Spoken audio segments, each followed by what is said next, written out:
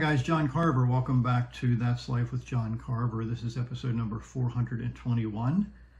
I'm calling this episode, Do You Need It? This is going to be a little different than the episodes that you've seen in the past.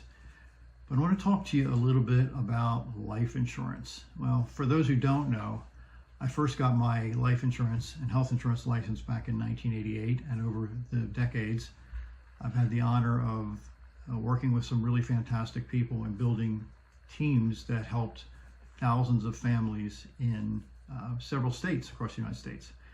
So I wanted to kind of share some behind the scenes tips and some ideas that might help you in the event that you might be searching for life insurance, or maybe it crossed your mind from time to time. But first I want to give you some ideas that can help you be more careful, because as you might know, in any industry there are some people out there that are not very honest. So I want to give you several tips, not in any great specific order, but ideas that you might think about. So when a life insurance agent contacts you, one of the first things that I would suggest is that you do a background check on this individual.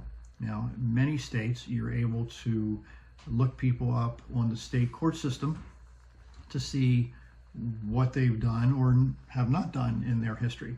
So you can kind of gauge somewhat of their ethics and or make some assumptions about their stability and their honesty. That's one way. Above that would be to find out which company or which agency, insurance agency, that the individual works with. Because there are agencies out there, there are companies, there are offices, insurance offices, that have taken advantage of a lot of people over the decades.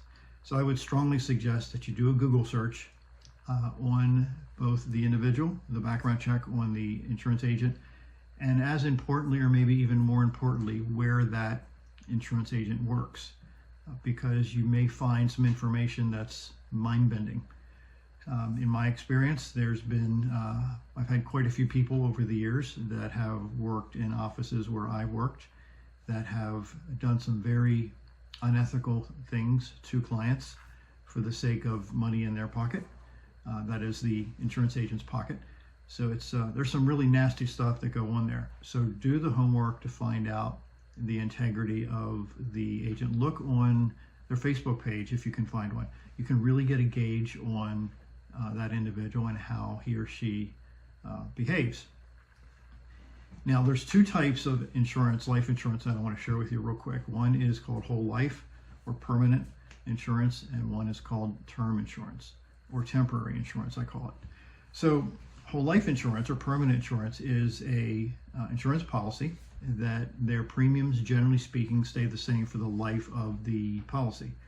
Some policies have paid up in 20 years. Sometimes they're whole life, meaning that as long as you pay the premium, the policy stays in force. And then there are other programs that are out there that are called term insurance policies, or I call them temporary. That is, there's a few different types. You have types that have a premium that stay the same for X amount of years, whereby, let's say you have a $200,000 term life policy. Well, that premium you're going to pay is going to stay the same for, it could be 5 years. It could renew annually. So it could go up every year, or 5 years, every 10 years, 20 years. And then there are, in the last several years, companies have introduced a return of premium term policy, which means that, let's say you have a $200,000 term life policy and you live those 20 years. At the end of the 20 years, you get your premiums back. That hasn't always been that way. So that's relatively new, I would say, in the last 20 years, I would say. It didn't exist when I was first in the business.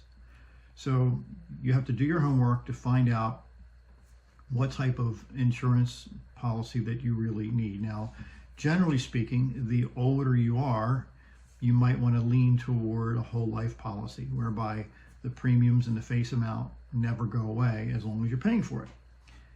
Typically what happens, and what has happened for 30 plus years, is there are companies out there, one in particular come to mind when I was first in the industry in 1988, where they would tell you to buy term insurance and invest the difference that you would pay to the insurance company for a whole life policy.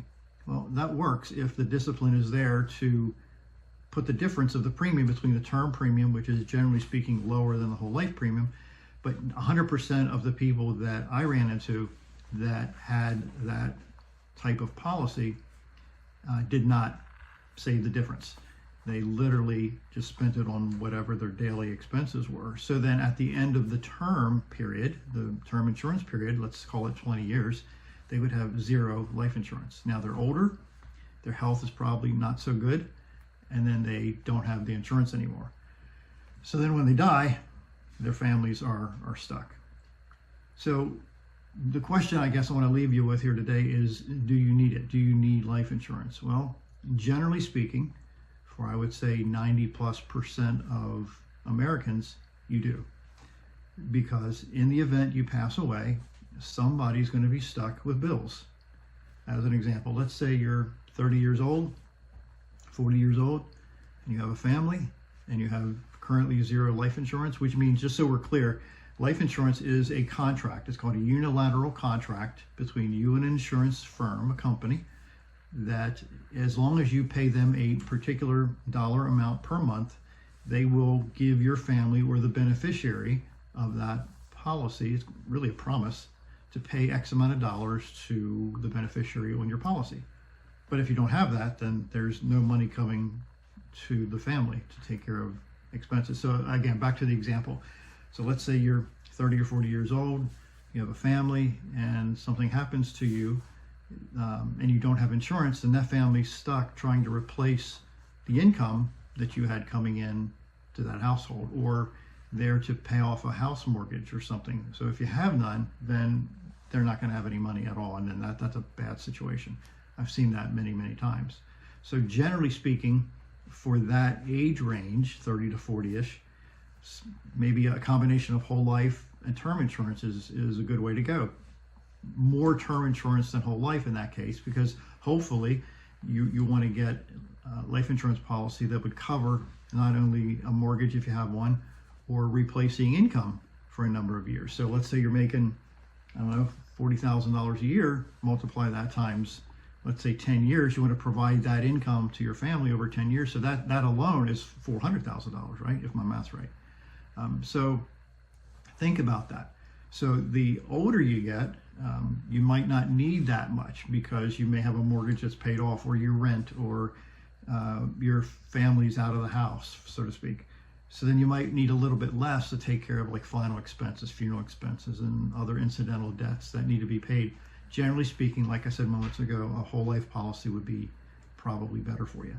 So there's a couple of few ideas that I've leveraged over 30 plus years, having an insurance license, building big teams, doing quite well over the years. So hopefully this will help you in the event that you maybe something has crossed your mind that you might want to prepare for the unforeseen in your own life. Okay? Thanks for watching, and we'll talk real soon.